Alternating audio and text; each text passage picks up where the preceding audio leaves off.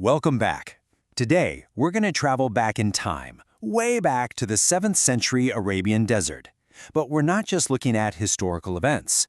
We're exploring how that vast, kind of unforgiving landscape actually became a classroom for some of the most profound lessons in faith, character, and leadership you can imagine. Okay, let's get into it. You know, for this brand new Muslim community, every single challenge the desert threw at them, every scorching hot day, every drop of water that was hard to find, was a chance to learn something huge. This was never just about survival. It was like a live, high-stakes curriculum teaching sincerity, trust, and how you build a society from the absolute ground up. So our first lesson, it kicks off with one of the most difficult journeys they ever undertook, the campaign to Tabook. And this wasn't just some military march. It turned into a massive test of selfless giving, at a time when resources were stretched to the breaking point. Get this, an army of 30,000 people setting out across the desert. I mean, the scale was just enormous, and the need for supplies was critical. So the Prophet Muhammad encouraged everyone, contribute whatever you can, promising a huge reward from God for their generosity. This call for help set the stage for a truly legendary moment. Now, this call sparked this really healthy competition to do good. Umar ibn Khattab, one of the leading companions, he saw this as his moment. He literally thought to himself, you know what, if I'm ever going to outdo Abu Bakr, today's the day. So he goes home and he comes back with half of everything he owns, an unbelievable sacrifice. But then, Abu Bakr shows up. The Prophet asked Umar what he'd left for his family, and he said, well, I left them the other half. Makes sense. But when he turned to Abu Bakr and asked the very same question, you could feel the weight of it. It was a question that gets to the very heart of what it means to give, what it means to trust. What could a person possibly have left for their family after this? And this was the answer that just stopped everyone cold. Abu Bakr had brought everything, all of it. He had left nothing material for his family. His answer wasn't about money. It was a powerful declaration of faith. He was saying that his family's real provider wasn't his wallet, but his complete trust in God. And Umar, he just said, I will never compete with you in anything again. This whole scene is a perfect, real-life picture of what the Quran talks about in Surah Al-Hashr. It praises those who put others before themselves, even when they have very little. It's teaching us that real success isn't what you collect, but what you give away for something bigger than yourself. Abu Bakr's act wasn't just generous, it was this principle brought to life, a lesson that would echo for all time. All right, let's move to our next lesson. The Tabook campaign wasn't done teaching. It tested more than just their wallets. It pushed people to the absolute edge of their physical limits, creating a moment where faith was pretty much the only thing they had left. The situation got bad. I mean, really bad. The heat was brutal, the water was gone, and people were so thirsty they honestly thought they were going to die. It got so desperate that men started slaughtering their own camels, their most precious asset out there, just to drink the fluids stored in their stomachs. I mean, can you imagine that level of desperation?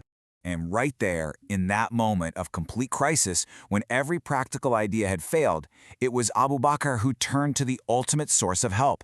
He didn't just sit in despair. He went to the Prophet and said, pray. It wasn't just wishful thinking. It was an active, confident faith that said, even now, when things look hopeless, God can intervene. And the response was immediate. It was miraculous. The prophet raised his hands to pray, and before he even put them down, the sky filled with clouds. Rain started to fall, filling up all their containers. But here's the most incredible part. They looked out, and the rain was falling only on their camp. Nowhere else. It was such a clear, direct answer to their prayer, a powerful lesson that faith can bring relief in the most specific and unbelievable ways. So, we've gone from personal sacrifice and faith to a lesson about guiding an entire community. I mean, how do you do it? How do you create new, shared traditions and help a society move on from centuries of old customs? This became a huge deal during the annual pilgrimage, the Hajj. Now, to really get the challenge here, you have to understand this term, Jahiliyyah. It refers to the pre-Islamic era, a time when the core rituals of the pilgrimage had gotten mixed up with idol worship and all sorts of local traditions. So the job wasn't just to tweak a few things, it was a total reset, to bring the Hajj back to its pure, original purpose of worshiping one God. And the way the Prophet handled this, it was just a masterclass in leadership. He didn't just issue some decree from on high. No, it was a process.